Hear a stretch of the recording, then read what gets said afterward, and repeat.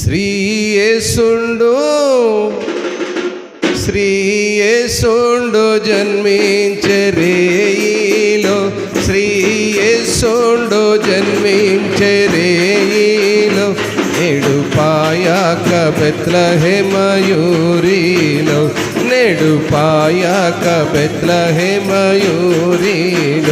శ్రీ యేసుండు జన్మించే రేయిలో, శ్రీ యేసుండు జన్మించే రేయిలో, నేడు పాయాక బెత్లెహేమయూరిలో, నేడు పాయాక బెత్లెహేమయూరిలో.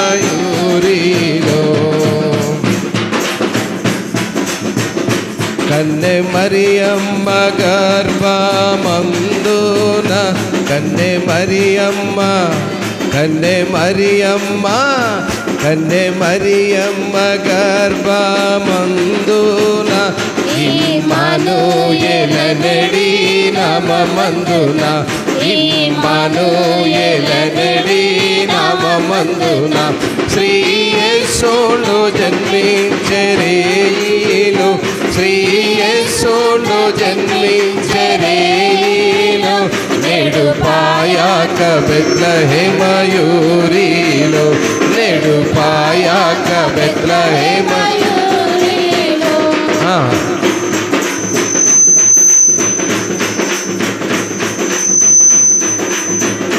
సత్రమందున పశువుల శాలయందున, సత్రమందున పశువుల శాలయందున, దేవపుత్రుండు మనుజుడాయెనందున, దేవపుత్రుండు మనుజుడాయెనందున, శ్రీ యేసుండు జన్మించే రేయిలో, శ్రీ యేసుండు జన్మించే రేయిలో, నేడు పాయాక బెత్లెహేమయూరిలో, నేడు పాయాక నేడు పాయాక బెత్లెహేమయూరిలో.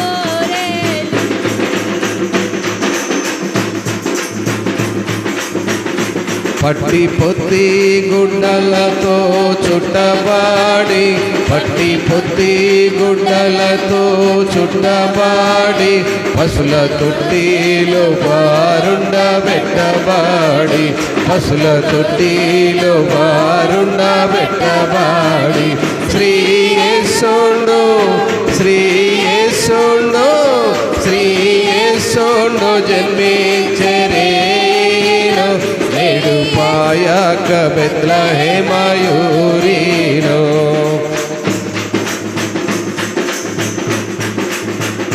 గొల్లలెల్లారు మిగుల ప్రీతిల్లగా, గొల్లలెల్లారు మిగుల ప్రీతిల్లగా, తెలిపే గొప్ప వార్త,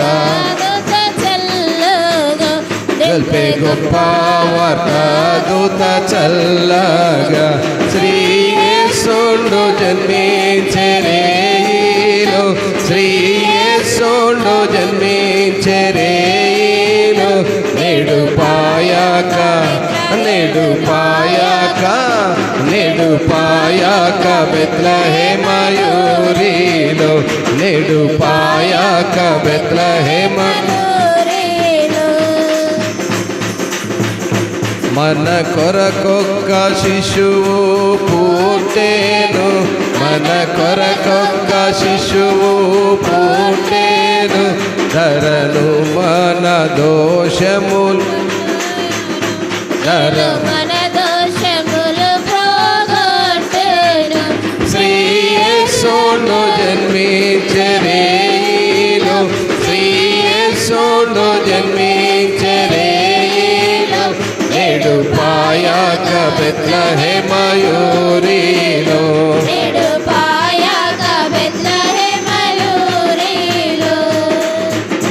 పరలోకపు సైన్యంబు గూడెను, పరలోకపు సైన్యంబు గూడెను, మింటవర రక్షకుని గూర్చి పాడేరు, మింటవర రక్షకుని గూర్చి పాడేరు, శ్రీ యేసుండు జన్మించే రేయిలో, యేసుండు జన్మించెరేయిలో నేడు పాయాక బెత్లెహేమయూరి ఊరిలో నేడు పాయాక బెత్లెహేమయూరిలో అక్షయుడగు యేసు వచ్చెను అక్షయుండగు యేసు వచ్చెను మనకు రక్షణము సిద్ధపరచెను మనకు రక్షణము సిద్ధపరచెను శ్రీ యేసుండు శ్రీ యేసుండు శ్రీ యేసుండు శ్రీ యేసుండు జన్మించెరేయిలో శ్రీ యేసుండు జన్మించెరేయిలో నేడు పాయాక అనేడు పాయాక అనేడు అనేడు అనేడు పాయాక బెత్లెహేమయూరిలో నేడు పాయాక బెత్లెహేమయూరిలో శ్రీ యేసుండు జన్మించెరేయిలో శ్రీ యేసుండు జన్మించెరేయిలో నేడు పాయాక బెత్లెహేమయూరిలో నేడు పాయాక బెత్లెహేమయూరిలో హల్లెలూయా స్తోత్రం స్తోత్రం. చాలా సంతోషం. మీకంటే చిన్న బిడ్డలు చాలా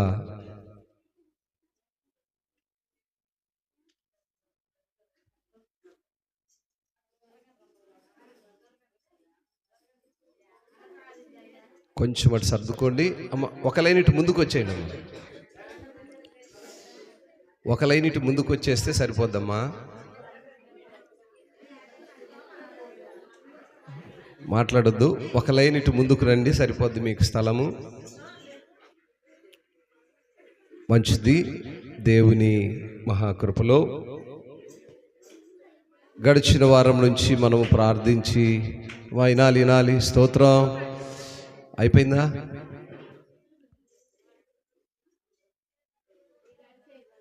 మాట్లాడుకోండి, మాట్లాడు. మీరు పూర్తిగా మాట్లాడైపోయినాక నేను మాట్లాడదా?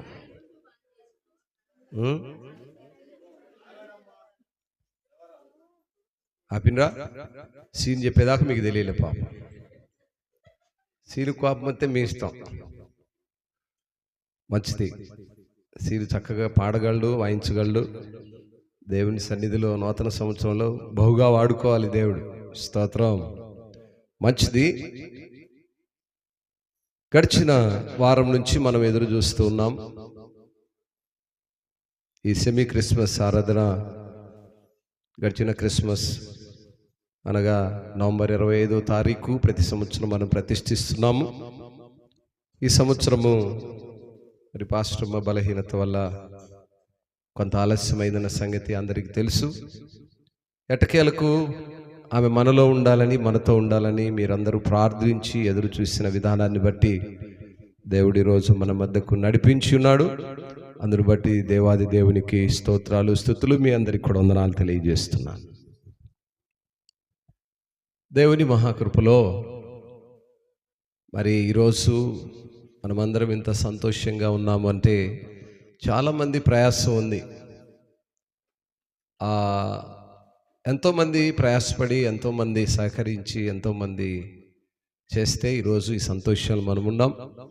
సరే, ఆ పాస్టమ్మను గురించినటువంటి సాక్ష్యం ఉంటుంది, ఆదివారం పంచుకుంటాను. మనం కార్యక్రమంలోకి వెళ్ళిపోదాము. ఎందుకనగా చాలా కష్టమైనటువంటి సర్జరీ జరిగింది. అందుకు చాలామంది సహకరించారు, చాలామంది ప్రయాసపడినారు. వారందరికీ కృతజ్ఞతలు చెప్తూ వారందరిని గురించినటువంటి విషయాలను ఆదివారం పంచుకుందాము. ఎందుకనగా పెద్దలు చాలామంది బయట వెయిట్ చేస్తున్నారు కాబట్టి మనం కార్యక్రమంలో ముందుకెళ్ళిపోదాం. మరి ప్రార్థించి ఎదురు చూసాము. 25వ తారీఖు అనుకున్నాము. మరి అనానుకూల పరిస్థితులు ఒకటి వెంట ఒకట నిన్న కూడా అనుకున్నాము. నిన్న కూడా మరి కృపానందం అన్నకు ఆపరేషన్ జరిగింది. ఆయన కూడా చేతి గాయం వల్ల నిన్నటి దినమును కూడా మనం పోస్ట్ పోన్ చేసుకోవడం జరుగుతుంది. ఏ విధము చేతనైనా, ఎటువంటి పరిస్థితిలోనైనా దేవుడు తన పనులను కొనసాగిస్తూనే ఉంటాడు. మనం మట్టి మనుషులం గనుక మనకు శరీర బలహీనతలు, అనారోగ్య స్థితులు అన్నీ కూడా వస్తుంటాయి. కాబట్టి వాటన్నిటిని మనము ఎదురు తిరిగేటువంటి, పోరాడేటువంటి శక్తిని దేవుడు మనకు దయచేస్తాడు. కాబట్టి మనం మరం కూడా భయపడక్కర్లేదు, చింతపడక్కర్లేదు. దేవుడు తన పనిని కొనసాగిస్తాడు. మంచిది. మరి నాటి మన వాక్య ధ్యానంలోనికి వెళ్తుండగా ఈరోజు మన యొక్క ప్రత్యేక కార్యక్రమం ఏంటంటే సెమీ క్రిస్మస్. సెమీ క్రిస్మస్ అంటే ఏంటిది? సెమీ అంటే కానీ ఈరోజే క్రిస్మస్ లాగుంది. నేను కోటు కూడా వేసుకున్నా.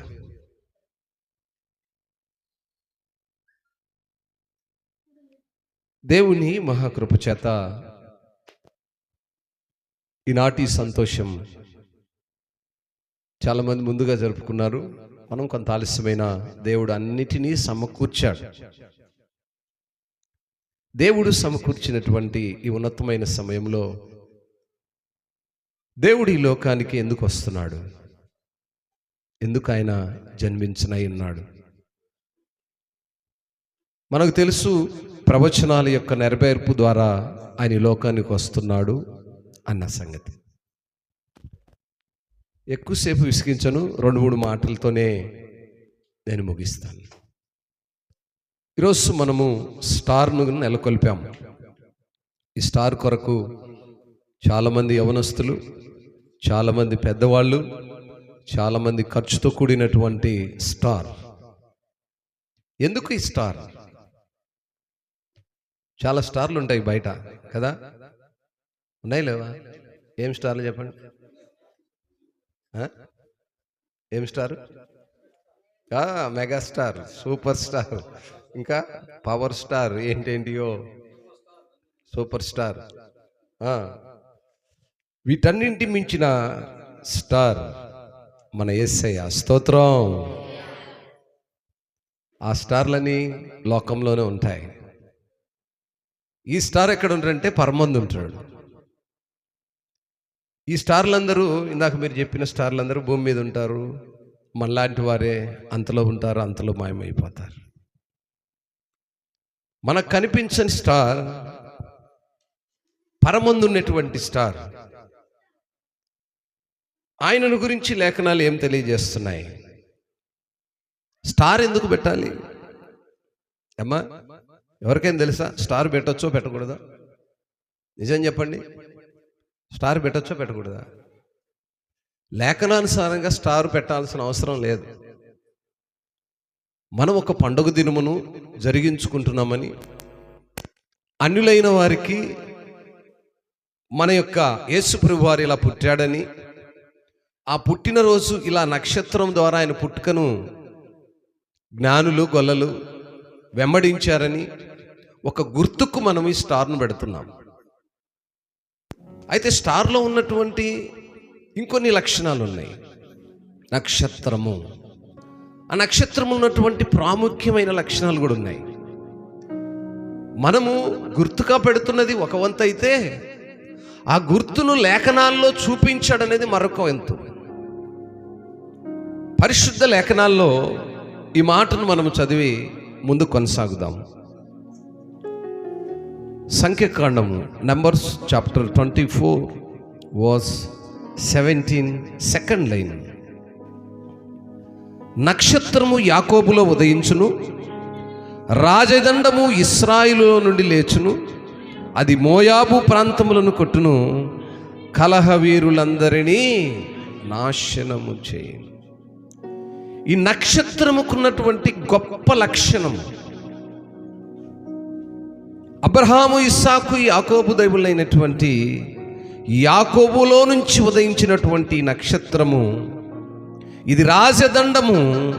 అంత మాత్రమే కాకుండా ఇది ఇశ్రాయేలు నుండి లేచినటువంటిది. ఇదేం తెలియజేస్తుందంటే దేవుని యొక్క జన్మస్థలమును, ఆయన పుట్టుకను, ఆయన రాకడను భూమిపైన ఆయన చేయవలసిన పనులను గుర్తు చేస్తూ ఉంది. ఈ భూమిపై ఆయన జన్మించి రాజదండమును ధరించి ఆయన పిల్లలను ఏలబోతున్నాడని లేఖనాలు తెలియజేస్తున్నాయి. స్తోత్రం. కాబట్టి 25వ తారీఖు జరుపుకునేటువంటి పండగకు ముందుగా సెమీ క్రిస్మస్గా జరుపుకున్నటువంటి పండుగలో నక్షత్రము మనకు ప్రాముఖ్యంగా కనిపిస్తుంది. ఆ రోజు మనం గమనిస్తే ఆయన జన్మించిన స్థలమును ఆ నక్షత్రమే దూతలకును గొల్లలకును జ్ఞానులకును మార్గము చూపించింది అని మనందరికీ తెలుసు. అయితే ఆ నక్షత్రము ద్వారా మార్గమును చూపించినటువంటి ఆయన యొక్క పనులు ఏంటి? ఆయన ఏం చేయబోతున్నాడు? ఈ భూమిపై ఆయన దేవుడు ఆయనకి ఇచ్చినటువంటి పనులు, ఆయన ఏ ఉద్దేశంతో ఈ భూమిపై జన్మిస్తున్నాడు, ఆయన వంశం ఏంటి, ఆయన ఎవరి కుమారుడు, ఎక్కడి నుంచి ఆ వంశావళి ప్రారంభమైంది? 2-3 మాటలు మనం లేఖనాల్లో చూద్దాం. 2వ సమూయేలు గ్రంథము 23వ అధ్యాయము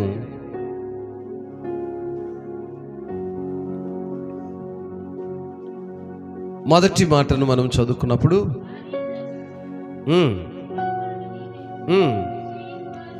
యెషయి కుమారుడగు దావీదు పలికిన దేవోక్తి, యాకోబు దేవుని చేత అభిషిక్తుడై మహాధిపత్యము నొందినవాడును ఇశ్రాయేలీయుల స్తోత్ర గీతములను మధురగానము చేసిన గాయకుడునగు దావీదు పలికిన మాటలు. జాగ్రత్తగా ఆలకించాలి. మధుర గాయకుడైనటువంటి దావీదు. దావీదు ఎవరు? ఎవరి కుమారుడు? యెషయి కుమారుడైనటువంటి దావీదు. దావీదు యొక్క వంశావళిలో పుట్టినటువంటి యేసు ప్రభువారు. అందుకే ఆయన గురించి ఇక్కడ శ్రేష్టమైన సంగతులు పలకడానికి దావీదు ఒక శ్రేష్టమైన సంగతులను ఇక్కడ పలుకుతూ ఉన్నాడు. 3వ వాక్యం చూడండి. ఇశ్రాయేలుకు ఆశ్రయదుర్గమగువాడు, మనుషులను ఏలునొకడు పుట్టును, అతడు నీతిమంతుడై దేవుని యందు భయభక్తులు కలిగి ఏలును. స్తోత్రం. హల్లెలూయా. యేసు ప్రభువారు ఎందుకు ఈ భూమిపై పుడుతున్నాడు? ఎందుకు పుట్టాల్సి వచ్చిందంటే ఆయన తన పిల్లలైన వారిని ఏలటానికి పుట్టాడు. అందుకే దావీదు భక్తుడు చక్కగా చెప్తున్న మాట ఏంటంటే, మనుషులను ఏలటము కొరకు ఒకడు పుట్టును, అతడు ఎటువంటి వాడు? నీతిమంతుడై దేవుని యందు భయభక్తులు కలిగి ఏలువాడుగా ఉంటాడు. ఈరోజు ఈ సెమీ క్రిస్మస్లో ఆయనలో ఉన్నటువంటి శ్రేష్టమైన సంగతులను మనం జ్ఞాపకం చేసుకుంటున్నాం. ఇంకా ఆయనలో ఉన్న లక్షణాలను కొన్ని చెప్పాడు. 4వ మాటలు కూడా చూస్తే, ఉదయకాలపు సూర్యోదయ కాంతి వలను, మబ్బు లేకుండా ఉదయించిన సూర్యుని వలను, వర్షము కురిసిన పిమ్మట నిర్మలమైన కాంతి చేత భూమిలో నుండి పుట్టిన లేత గడ్డి వలెను అతడును. స్తోత్రం. హల్లెలూయా. ఏమండి, ఎలా ఉంటాడంటే ఆయనకి ఎన్ని లక్షణాలు ఉన్నాయి? ఉదయకాలపు సూర్యోదయ కాంతి వలె ఉంటాడు. మబ్బు లేకుండా ఉదయించిన సూర్యుని వలె ఉంటాడు. వర్షము కురిసిన తర్వాత ఆ ప్రశాంతమైన నిర్మలమైన వాతావరణము ఏ రీతిగా ఉంటుందో, ఆ కాంతిలో నుంచి, ఆ భూమిలో నుండి పుట్టిన లేత గడ్డి వలె ఉంటాడు. ఆయనకున్నటువంటి ఆ ఉన్నతమైనటువంటి ఆ అభిషేకముతో నింపబడిన కార్యాలు, తన జీవితంలో తనలో ఉన్నటువంటి ఆ ప్రశస్తమైనటువంటి ఆ విధానాలను మనం ఇక్కడ చూస్తున్నాం. నా ప్రియులారా, నాడు గమనిస్తే ఆయన మనుషులను ఏలువాడుగా ఈ లోకానికి వస్తున్నాడు. ఏ దోషమును ఏ పాపమును లేనివాడుగా భూమి మీదకి వస్తున్నాడు. ఆయన నీతిమంతుడుగా ఉండి దేవుని యందు భయభక్తులు కలిగిన వాడుగా ఉంటున్నాడు. తండ్రి చిత్తమును ప్రవచనముల నెరవేర్పును నెరవేర్చుటకు వచ్చిన వాడుగా ఉన్నాడు. ఈనాడు నా ప్రియ దేవుని సంగమా, ఆయనను గురించినటువంటి ఆయనలో ఉన్నటువంటి ఎన్నో ప్రశస్తమైన లక్షణాలను మనము చూస్తాం.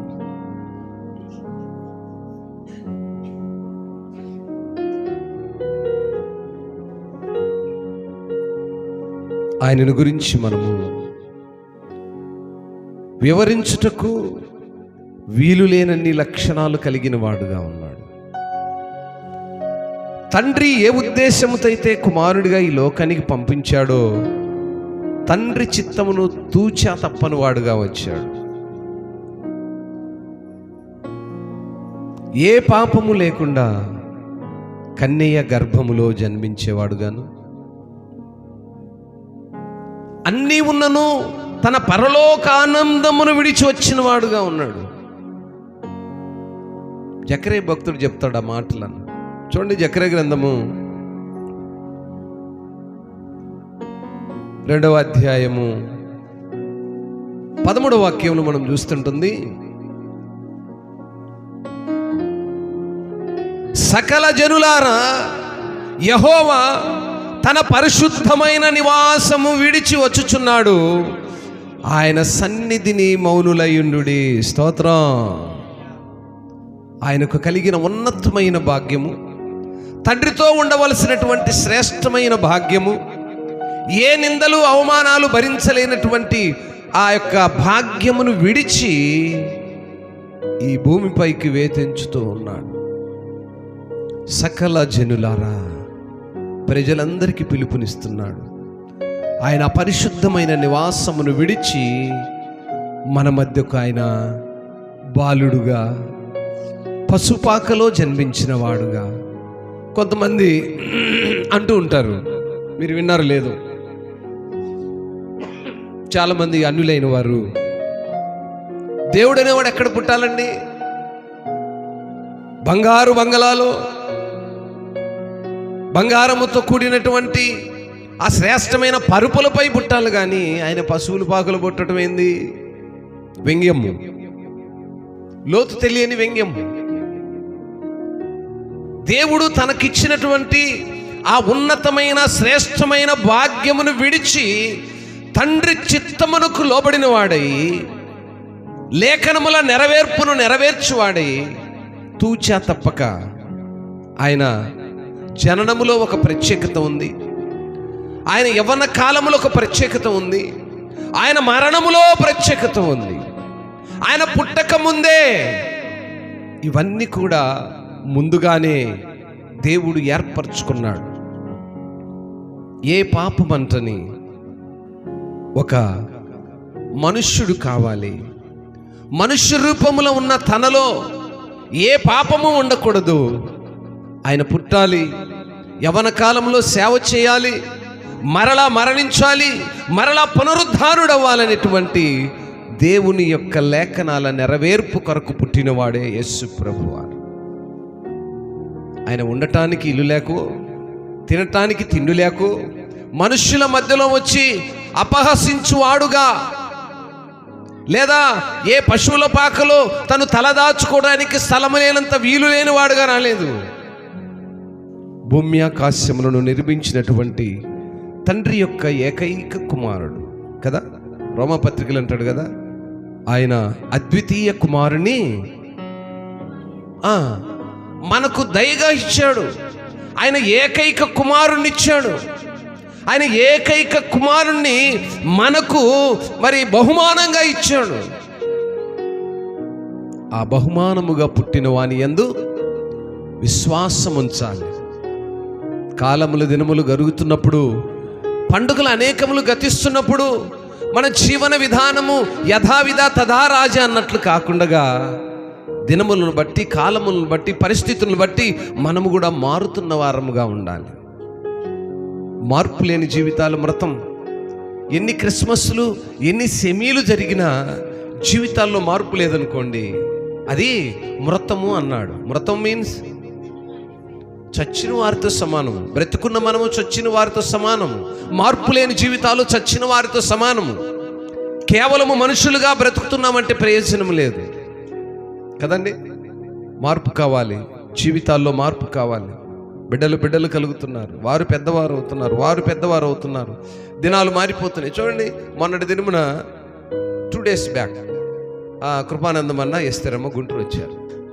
చక్కగా వచ్చారు, పాస్టర్ని కలిశారు. 2వ రోజు మధ్యాహ్నానికి అనుకోకుండానే చేతికి గాయమైంది. ఆయన అనుకున్నాడా? అనుకున్నాడా? చక్కగా ఉన్నాడుగా, మన మధ్యలో ఉన్నాడుగా, మనతో ఉన్నాడు. ఈ మాట మేము బయలుదేరి ప్రయాణంలో ఉండగానే చెప్పారు, సార్ ఇట్లా గాయమైంది హాస్పిటల్. అరే, గాయం ఎంతసేపు అవుతుందండి? ప్రమాదం ఎంతసేపు జరుగుతుంది? ఇన్ని కనులారా చూస్తున్న మనము దేవుని ఎడల విశ్వాసం ఉంచి ఆయన చిత్తానికి లోబడని వారముగా ఉంటున్నాం. ఆయన పరిశుద్ధానందమును విడిచి మన మధ్యకు ఆయన వచ్చాడు. వచ్చినటువంటి ఆయనను మనం ఎంతవరకు కీర్తించాం? 10వ వాక్యంలో అందుకే అన్నాడు చూడండి, సియోను నివాసులారా. జకర్యా 2:10 అమ్మా, 2:10. సియోను నివాసులారా, నేను వచ్చి మీ మధ్యను నివాసము చేతును, సంతోషముగా నుండి పాటలు పాడుడి. ఏమ్మా, సంతోషముగా ఉండి పాటలు పాడమన్నాడు. ఆయన మన మధ్యకు వస్తున్నానన్నాడు, మనలో ఉంటానంటున్నాడు. ఆయన స్తుతించి ఆరాధించి గణపరచమని లేఖనాలు సెలవిస్తున్నాయి. ఎందుకు ఈ సెమీ క్రిస్మస్ చేస్తున్నాము అని ఆ చివరి మాటను చదివి నేను ముగిస్తాను. ఎందుకు మనము ఈ సెమీ క్రిస్మస్, ఈ పండుగను ఎందుకు చేస్తున్నామంటే, అనేక మంది అన్యజనులకు తెలియజేయటకు. ఆ మాటను కూడా 11వ వాక్యంలో చూస్తాము. ఆ దినమున అన్యజనులు అనేకులు యెహోవాను హత్తుకొని నాకు జనులగుదురు, నేను మీ మధ్య నివాసము చేతును, అప్పుడు యెహోవా నన్ను మీ యొద్దకు పంపి ఉన్నాడని. స్తోత్రం. అర్థమైందండి? తండ్రి చిత్తము ప్రకారమే ఆయన ఈ లోకమునకు వేధించాడని ఈ దినమున అనేక మందికి ఈ యొక్క సువర్తమానమును ప్రకటించుటకు యేసుక్రీస్తు ఈ భూమిపై తన పరిపాలనను ప్రారంభిస్తున్నాడని అనేక మంది అన్యజనులైన ప్రజలకు ప్రకటించుట కొరకు ఈ సెమీ క్రిస్మస్ను మనం ఏర్పాటు చేసుకుంటున్నాం. ఇంతకు అన్ని జనులు ఎక్కడ ఉంటారు చెప్పాలి? అన్ని జనులంటే దేవుని ఎరగని వారు, అన్ని జనులంటే దేవుడని తెలిసి దేవుని సన్నిధికి రాని వారు. అలాంటి వారికి ఈరోజు ఏంటంటే ఇదొక పండుగ దినము. స్తోత్రం. ఈ పండుగ దినము వాళ్ళకు తెలియజేస్తుంది, అయ్యా యేసు ప్రభువు ఈ లోకానికి వస్తున్నాడు. ఆయన ఊరికే తండ్రి యొక్క చిత్తమును విడిచి లోకానికి ఎందుకు వచ్చాడు? మనుష్య కుమారుడిగా ఎందుకు పుడుతున్నాడు? నీకోసమే, మన కోసమే. దేవుడంటే ఎరగని నీవు ఆయనను తెలుసుకొనుట కోసమే. కీర్తనలు పాడుకున్నాం చక్కగా, సంతోషంగా ఆయన గణపరుస్తున్నాం. సియోను నివాసులారా, నేను వచ్చి మీ మధ్య నివాసం చేస్తాను. మీరేం చేయాలి? సంతోషముగా పాటలు పాడి ఆయన్ని స్తుతించాలి. సంతోషముగా. అందుకే పాటలు పాడేటప్పుడు ఏడుస్తా, గొనుక్కుంటా, సనుక్కుంటా కాదు, సంతోషముగా. Rejoice in the lord. దేవుని సన్నిధిలో ఆనందిస్తూ. పౌలు ఎప్పుడు చెప్తుంటాడు, నేను దేవుని దగ్గర ఆనందిస్తుంటాను ఎల్లప్పుడూ అంటాడు. ఒకసారి ఒక రోజు కాదు, ప్రతి విధమైన పరిస్థితులు కూడా నేను ఆయన దగ్గర సంతోషిస్తాను. That is great faith. అది గొప్ప విశ్వాసం. అటువంటి విశ్వాసములు మనం ఉండగలిగినప్పుడు మనం చేసుకునే పండుగలకి ఒక క్రమము, ఒక అర్థము, పరమార్థము దొరుకుతుంది. కనుక నా ప్రియ దేవుని బిడ్డలారా, అందుకే ఆయన అంటున్నాడు, ఆ దినమున అన్ని జనులు యెహోవాను హత్తుకొని నాకు జనులగుదురు, నేను మీ మధ్య నివాసము చేతును. అప్పుడు యెహోవా నన్ను మీ యొద్దకు పంపియున్నాడని. ఇప్పుడు యేసు ప్రభువాన్ని ఎవరు పంపించారు? తండ్రి అయినటువంటి దేవుడు యేసు ప్రభువారిని మన మధ్యకు పంపించాడు. ఆ తండ్రి చిత్తమును ఎరిగినవాడుగా, లోబడినవాడుగా, తన యొక్క చిత్తమును నెరవేర్చువాడుగా ఈ లోకములో ఉన్నాడని ప్రజలు తెలుసుకోవాలి.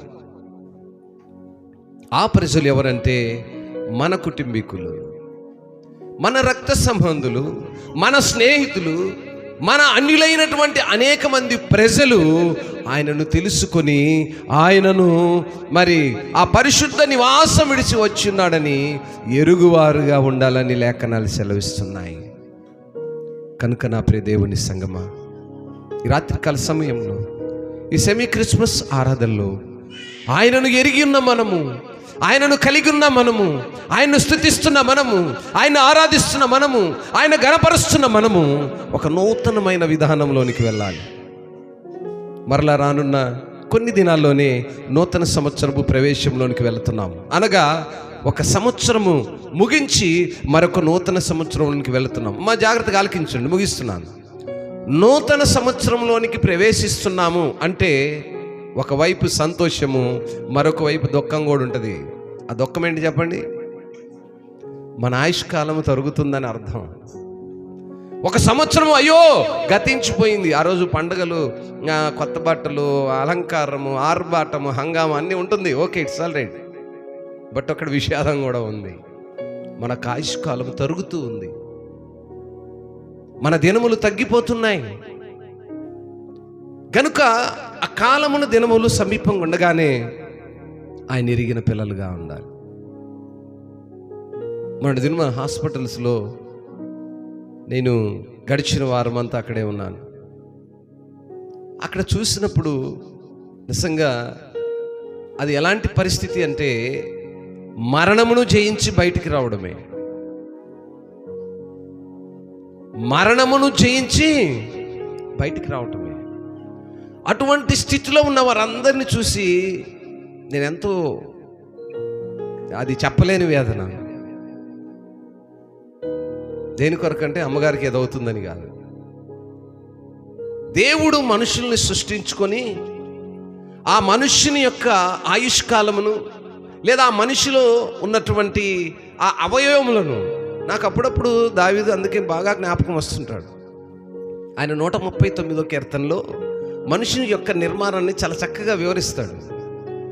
అయ్యా, నువ్వు మమ్మల్ని నిర్మించిన విధానం చూసుకున్నప్పుడు నాకు భయము, ఆశ్చర్యము కలుగుద్ది అంటాడు. ఎందుకు భయము? బాగానే ఉన్నాం కదా, మనుషులమే కదా, బాగానే అనుకున్నాను. కానీ రోగాలు వచ్చి, వ్యాధులు వచ్చి డాక్టర్ల దగ్గరికి వెళ్తాను చూసావు, అప్పుడు తెలుస్తుంది, ఎస్ నిజమే, ఎంత ఆశ్చర్యము కదా. మట్టి నుంచి తయారు చేసినటువంటి మాంసపు ముద్దలో ఉన్నటువంటి ఏ అవయవం పాడైపోతుందో, ఏ భాగము చెడిపోతుందో, ఆ భాగమును తీసి మరలా పూడ్చి దాన్ని సిద్ధపరచడానికి దేవుడిచ్చిన జ్ఞానము ద్వారా తయారైనటువంటి డాక్టర్స్ అనేటువంటి వారు జస్ట్ లైక్ వాళ్ళు కూడా ఒక దేవునితో సమానమే. అయితే అందరూ కాదు, కొంతమంది కేవలము బ్రతకడం కోసమే డాక్టర్లుగా ఉన్నారు. కొంతమంది మనుషులను బ్రతికించడం కొరకు దేవునితో సమానమైన డాక్టర్లుగా ఉన్నారు. నా ప్రియులారా, ఎందుకు ఈ మాటలన్నీ జ్ఞాపకం చేస్తున్నానంటే మన ఆయుష్కాలం చాలా కొద్దిదండి. దీనికోసం ఎంత తపనో, ఎంత ఆరాటమో, ఎంత పోరాటమో, ఏదో మనం ఈ భూమి మీద ఉన్న సమస్తాన్ని ఎత్తుకెళ్తామన్నట్టు. కాబట్టి ఆ పిచ్చి మనుషుల్లో ఇంకా పోలేదు. ఈరోజు నువ్వు మరణిస్తే ఏది నీ వెంట రాదు. చక్కగా తాగుతున్నావు, జస్ట్ లైక్ ఒక 1 hour ఎంజాయ్ చేస్తావు, ఆఫ్టర్ దెన్ జనరల్. ఇక దానివల్ల వచ్చిందేంటి? ఏమీ లేదు. ఈరోజు ఏదో నాకు అసలు ఈ ప్రపంచంలో నాకంట పనిమంతుడు ఎవడు లేడు, నాలాగా కుటుంబాన్ని పోషించి సంపాదించే మనగాడే లేడని మందిరం వైపు కూడా కన్నెత్తి చూడని అయ్యగారులు చాలామంది ఉన్నారు. రెప్పపాటులో నీ ఆయుష్కాలం, ఏ క్షణంలో ఎప్పుడు ఏం జరుగుతుందో తెలియదు. ఎన్ని ప్రమాదాలు, నడుచు వెళుతూ మార్గంలో నడుస్తుంటేనే వచ్చి మన మార్గంలో మనం నడుస్తున్నాం, వెనక నుంచి అపవాది వచ్చి పొడిచి చంపేవాళ్ళు లేరా? అకాల మరణాలు లేవా? ఇన్నిటిని చూస్తూ మనం ఈ భూమి మీద ఏమి ఎత్తుకెళ్దాం అనుకుంటున్నాం? ఏమి తీసుకెళ్ళామండి? సమస్తము శూన్యం. శూన్యంలో బ్రతుకుతున్న మనలను ఆయన వస్తున్నాడు, ఆయన వచ్చాడు, ఆయన నీ కోసమే వచ్చాడు, నిన్ను ఏలటానికి వచ్చాడనే విషయాన్ని జ్ఞాపకం చేసుకోమంటున్నాయి లేఖనాలు. నీ ఆయుష్కాలం ఏ పాటిది? మన ఆయుష్కాలం ఏ పాటిది? అటువంటి ఆయుష్కాలంలో బ్రతుకుతున్న మనము సజీవులుగా ఉండగా ఆయన ఎరిగిన వారంగా ఉండాలి, ఆయన స్తుతించే వారముగా ఉండాలి, ఆయన గణపరిచే వారముగా ఉండాలి.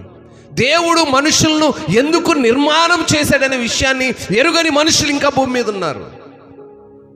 మనుషులు కేవలం ఏమనుకుంటున్నారంటే, నేను బతికాను, నేను పెద్దవాడిని అయ్యాను, నాకు వివాహం అయింది, నాకు బిడ్డలు కలిగారు, వాళ్ళు పోషించాను, మళ్ళీ వారికి వివాహాలు చేశాను, వారికి బిడ్డలు కలిగారు, వాళ్ళని పోషిస్తున్నాను, నా అంత యజమానుడు ఎవరు? అవన్నీ దేవునికి అవసరం లేదు. నువ్వు సజీవుడుగా ఉండగా ఆయన క్రియలను, ఆయన కట్టడలను, ఆయన ఆజ్ఞలను అనుసరిస్తూ ఈ లోకంలో నివాసం చేసావా లేదా? దేవుడు మనుషుణ్ణి ఎందుకు నిర్మాణం చేసుకున్నాడంటే ఆయన స్తుతించడానికి. ఇది ఎవరికి తెలియట్లేదు. ఎంతవరకు నేను పుట్టాను, బిడ్డలను కన్నాను, వారిని ఇదే సరిపోతుంది. దేవుడు మనుషుని నిర్మాణము చేసుకుంది ఆయన స్తుతించడానికి, ఆయన గణపరచడానికి, ఆయన గొప్ప చేయడానికి, అనేక మంది అన్యులకు ఆయన గురించి తెలియచేయడానికి. ఈ సెమీ క్రిస్మస్లో ఈరోజు ఒక తీర్మానం చేసుకో. ఆయన పరిశుద్ధమైనటువంటి నివాసమును విడిచి ఈ లోకంలో నీకోసమే వస్తున్నాడు. ఏమండి, 2025 సంవత్సరాలు అయింది, ఇంకా వస్తున్నాడా? ఆయన ఎప్పుడో వచ్చేసాడండి. ఆయన వచ్చిన విధానమును జ్ఞాపకం చేసుకుంటున్నాం. ప్రతి క్రిస్మస్కి ఆయన పుట్టాడు, ప్రతి సెమీ క్రిస్మస్కి ఆయన పుట్టాడు. ఆయన ఎప్పుడో పుట్టాడు. పుట్టి ఈ భూమిపై ఆయన చేసే ప్రణాళికను, ఆయనకు దేవుడిచ్చినటువంటి ఆజ్ఞల ఆ క్రమబద్ధీకరణను ఆయన అనుసరిస్తూ ఉన్నాడు అనే విషయాన్ని జ్ఞాపకం చేసుకోవడానికి. ఏమండి, ఎన్నో పుట్టినరోజులు జరుగుతూ ఉంటాయి. చూడండి, ఈరోజు మన గ్రామంలో సెమీ క్రిస్మస్ అని తెలియజేశాము, పోస్టర్లు కూడా పంపించాము గ్రూప్లో. మన వాళ్ళు సహజంగా చూస్తే ఏ మినిస్టరు, ఏ ఎమ్మెల్యేనో వాళ్ళ బర్త్డేలు ఫ్లెక్సీలు వేసుకొని పెద్ద పెద్ద బొమ్మలు వేసుకొని ప్రచురం చేసుకుంటారు. ఎంతమంది ఫోన్లలో ఈరోజు మా గ్రామంలో సెమీ క్రిస్మస్ జరుగుతుంది అని చెప్పుకున్నారు చెప్పండి? నీ ఇంట్లో జరిగే కార్యక్రమాన్ని నీకు చెప్పుకోవడానికి సిగ్గు, ఎవడిదో తీసుకొచ్చి నువ్వు పెట్టుకోవడానికి బో సంతోషం. నీ దేవుని గురించి నువ్వు చెప్పుకోవడానికి నీకు సిగ్గు, నీ గ్రామం గురించి నువ్వు చెప్పుకోవడానికి సిగ్గు. ఎవరినో తీసుకొచ్చుకొని పెట్టుకొని స్టేటస్లలో బొమ్మలు పెట్టి ఫోటోలు పెట్టి ఏం చేసుకుంటారో. ఎందుకు ఇవన్నీ చెప్తున్నారంటే, నీ దేవుని నిన్ను గణపరచు. నీ దేవుని నువ్వు గణపరిస్తే నీ ఆయుష్కాలం పొడిగించబడుతుంది, నీ కుటుంబము దీవెనకరంగా ఉంటుంది, నీ యొక్క తీర్పు దినమున నువ్వు ఆ పరలోక ఆనందంలో ఉంటావు. ఈ లోకంలో మనుషులను ఎంత హెచ్చిచ్చినా ఏం లేదు. ఎంతమంది యవనస్తులు ఉన్నారు, ఎంతమందికి ఫోన్లు ఉన్నాయి, ఎంతమంది గ్రూపును ఫాలో అవుతున్నారు, ఎంతమంది మరి ఈరోజు నా గ్రామంలో నా దేవుని గణపరుస్తున్నటువంటి సెమీ క్రిస్మస్ పండుగను నేను జరిగించుకుంటానని లోకంలో ఎంతమందికి మీరు ప్రచురించారు? చాలా సిగ్గుకరమైన సంగతులు ఉన్నాయి. నా ప్రియ దేవుని సంగమా, దేవుడు ఈ లోకంలో వేచించుతుంది మన కోసమే. పాపపు జీవితంలో బ్రతుకుతున్న మనము మారాలని, నూతన విధానంలోనికి వెళ్ళాలని, మార్పు చెందిన వారై ఆయన యొక్క రాకడ సమయంలో ఆ ఎత్తబడే పరిశుద్ధుల సహవాసములో ఉంచాలని, మార్పు కలిగిన పిల్లలుగా బ్రతకాలని మరొక సంవత్సరమును పొడిగిస్తూ ఉన్నారు. పేరుకు మాత్రమే క్రైస్తవుల బోర్డు సరిపోదు, పేరుకు మాత్రమే సెమీ క్రిస్మస్లు సరిపోవు. మార్పు చెంది అనేక మంది అన్యులకు మాదిరికరమైన పిల్లలుగా ఉండాలి. అనేక మంది అన్యులు ఆయనను స్తుతించేవారుగా ఆ మార్పు కలిగిన జీవితాలు కనపరచబడాలి. అట్టి కృపలో ఉండటానికి మనం ప్రయాసపడాలి. పండుగలు వస్తూ ఉంటాయి, వెళ్తుంటాయి, అది కాదు కానీ ఇది ఒక పండుగ, ఇది ఒక జ్ఞాపకం, ఇది ఒక గుర్తు. అయితే ఇందులో ఉన్న సత్యమేంటి? ఆయన పిల్లలను ఆయన ఏలటానికి లోకానికి వచ్చాడు. ఆ వచ్చిన ఆయనను నువ్వు కలిగి ఉన్నావా? కనుక నా ప్రియ దేవుని సంగమా, ఈ మాటలు మన యొక్క జీవితాలను మార్చేవి గాను, మన బ్రతుకులను సరిచేసేవి గాను, నూతన ఆనందములోనికి వెళుతున్నప్పుడు నూతనమైన విధానములో ముందు కొనసాగేవి గాను దేవుడు ఆ రీతిగా బిడలందరినీ ఎత్తి పట్టునుగాక. చిన్న ప్రార్థన చేద్దాం. పరిశుద్ధుడా, స్తోత్రాలు. ఘనమైన దేవా, మీకు వందనాలు. ఈ మాటల ద్వారా మమ్మల్ని హెచ్చరించినందుకై మీకే స్తుతి, ఘనత, మహిమ, ప్రభావాలు ఆరోపిస్తూ యేసే ఘనమైన నామములో ప్రార్థించి అడిగి వేడుకుంటున్నాము తండ్రి. అందరం లేచి నిలబడదాం. క్యారల్ సర్వీస్, కేక్ కటింగ్, అందరము లేచి నిలబడదాం. అందరికీ క్యాండిల్స్ అందించబడతాయి. అందరూ క్యాండిల్స్ అందుకోండి. అందరు కూడా కొంచెం గ్యాప్ తీసుకోండి, ఇరుగ్గా ఉండద్దు. ఇటువైపు కూడా సర్దుకోండి. బయట ఉన్న వాళ్ళకు కూడా ఇవ్వండి. అందరూ పండగ శారీస్ అన్నీ కొత్త కొత్తవి తయారైనవి కాబట్టి జాగ్రత్తగా ఉంచుకోండి. మీ ఏదో అంటారు కదా, బస్సులలో ఒకటి పెడుతుంటారు, మీ వస్తువులకు మీరే బాధ్యులు. కాబట్టి జాగ్రత్తగా క్యాండిల్స్ అందించబడతాయి. దూరం మెయింటైన్ చేయండి, కొంచెం జాగ్రత్తగా తీసుకోండి. పిల్లలు జాగ్రత్త. వెనక బయట ఉన్న పెద్దవాళ్ళకు కూడా ఇవ్వండి.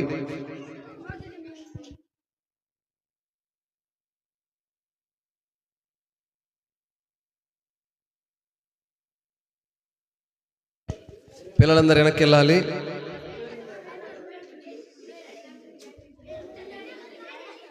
బాబు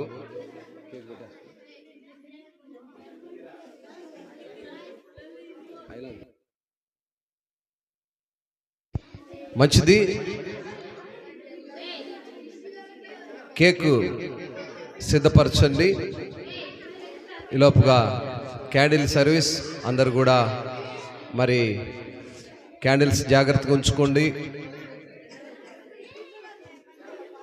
సీన్ అడిగిపోతున్నాడు, ఉండు. అందరు క్యాండిల్స్ జాగ్రత్తగా పెట్టుకోండి. దూరంగా ఉండాలి, దూరంగా ఉండాలి, జాగ్రత్త.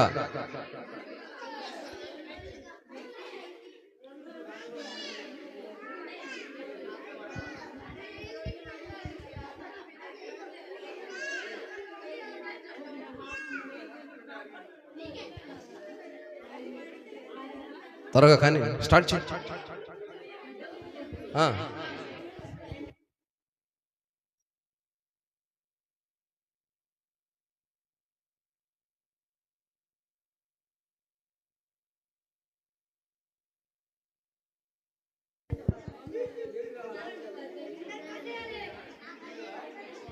జాగ్రత్త.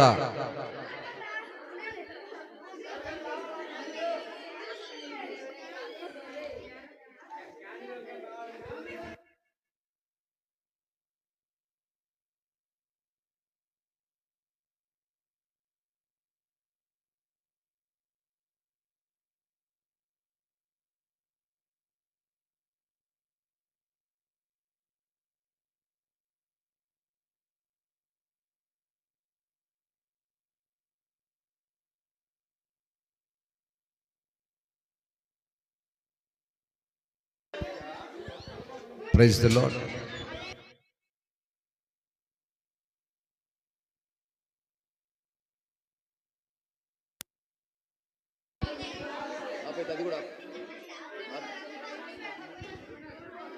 జాగ్రత్త.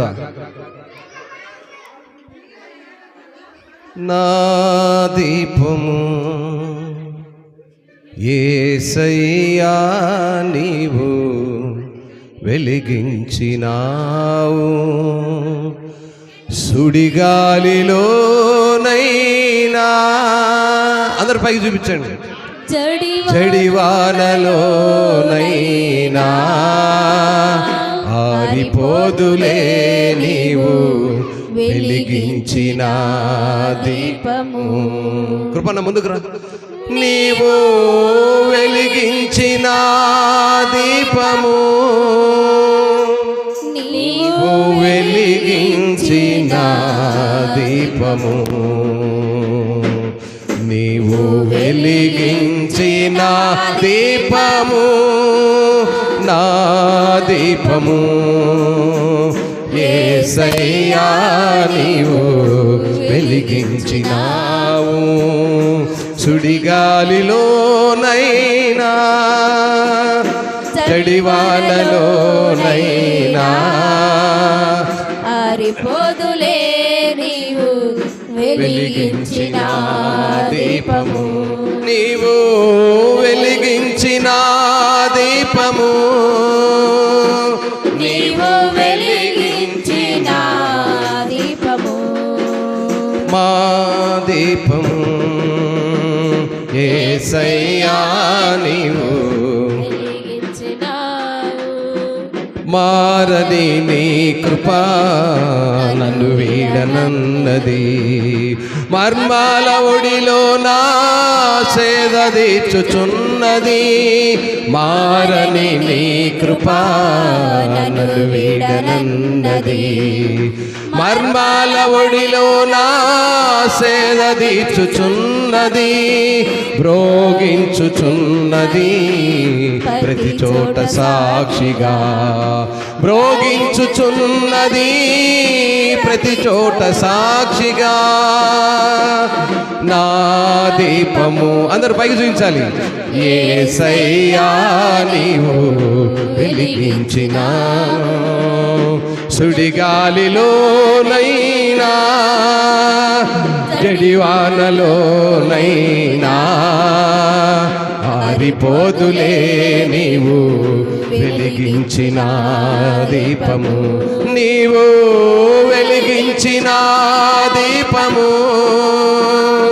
నీవు వెలిగించిన దీపము. ఆగని హోరులో ఆరిన నేలపై నా ముందు నడిచితివే సైన్యములకు అధిపతివై. ఆగని హోరులో ఆరిన నేలపై నా ముందు నడిచితివే సైన్యములకు అధిపతివై.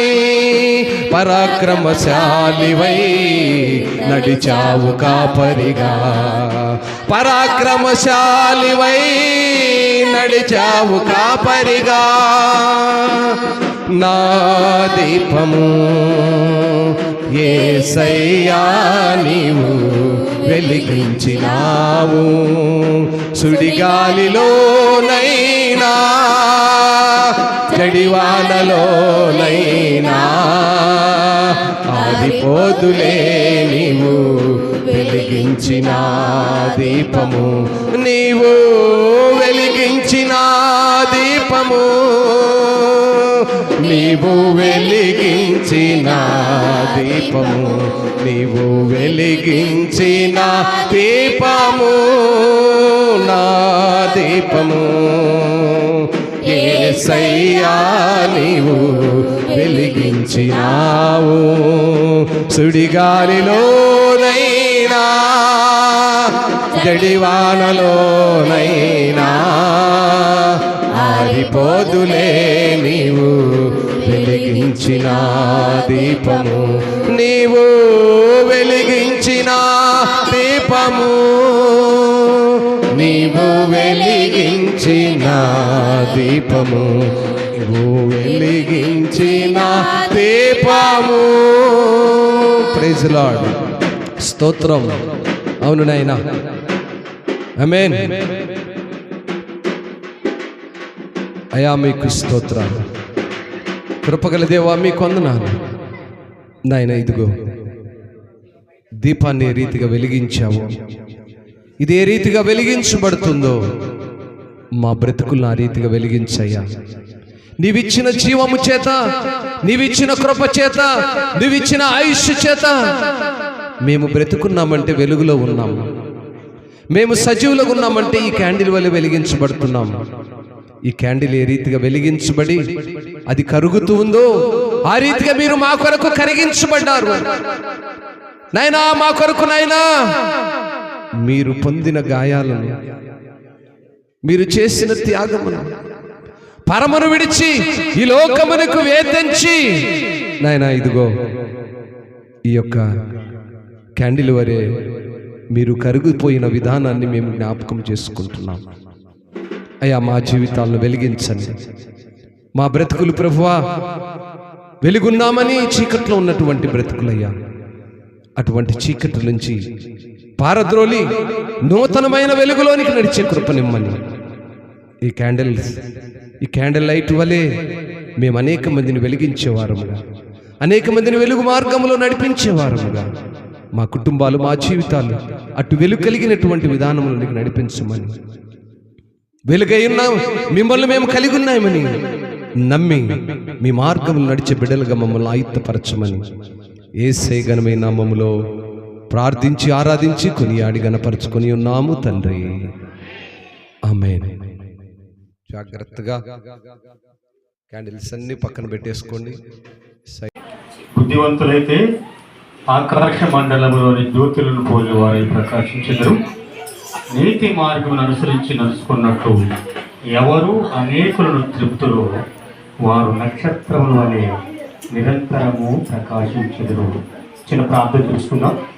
సర్వోన్నతుడా, కృప కలిగిన మా ప్రియపరలోక తండ్రి, ఈ పరిశుద్ధమైన పాదములకు వందనాలు, స్తుతులు, స్తోత్రములైన ఇది జన్మ ప్రభువానికి స్తోత్రములైన జన్మదిన ప్రభు శుభ సందర్భంలో ప్రభువానికి స్తోత్రములైన సంఘమంతా కలిసి ప్రభువానికి స్తోత్రములైన చిన్నలు, పెద్దలు, ఎవరను, స్త్రీలు ప్రభువానికి స్తోత్రం, అందరం కలిసి ప్రభువానికి స్తోత్రములైన ఈ జన్మ వేడుకలో పాల్గొని ప్రభువానికి స్తోత్రములైన సంతోషభరితమైనటువంటి ప్రభు, ఆనందభరితమైనటువంటి ప్రభు నీ కృపలో కేక్ కట్ చేస్తూ ఉండగా ప్రతి బిడ్డను దీవించి ఆస్వాదించమని ఈ గ్రామానికి, సంఘానికి ప్రభువానికి స్తోత్రములైన ఇక్కడ గ్రామంలో ఉన్న ప్రతి ఒక్కరికి, కుటుంబానికి చేరవచ్చిన ప్రతి వ్యక్తిని ప్రభువానికి స్తోత్రములైన నీ క్రిస్మస్ శుభములు, ఆశీస్సులు దయచేసి ఆశీర్వదించమని, దీవించమని నా రక్షకుడైనటువంటి యేసుక్రీస్తు ప్రభువు అతిశేషమైన నామములో అడిగి పెట్టుకుని ప్రార్థన చేస్తున్నాను తండ్రి. ఆమేన్.